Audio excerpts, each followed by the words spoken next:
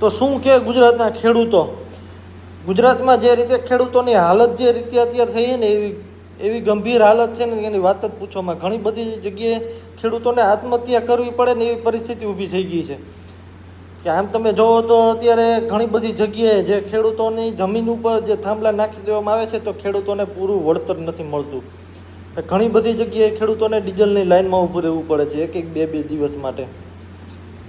અને તમારા હકની લડાઈ લડો છો ને તમે તમારી જમીન માટે જે પૂરું વળતર માટે તમે લડો છો તો તમને વળતર તો આપવાની દૂરની વાત કહી પણ તમને ડિટેન કરી દેવામાં આવે છે. ઘણી બધી જગ્યાએ ખેડૂતોને આત્મહત્યા કરવાની પરિસ્થિતિ ઊભી થઈ ગઈ છે.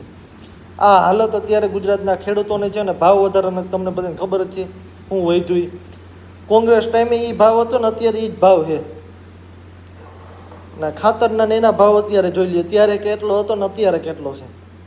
એટલે આ હાલત અત્યારે ગુજરાતના ખેડૂતોની છે. એમાં જોવી હવે 87માં હું ખેડૂતો ભૂલી જાય છે કે પછી યાદ રાખશે. આ જે રીતે અત્યારે ખેડૂતો માથે જે રીતે દમન કરવામાં આવે છે તો ગુજરાતના ખેડૂતોને થોડુંક વિચારજો. 87માં ભૂલતા નહીં. તો રામે રામ ડાયરાને.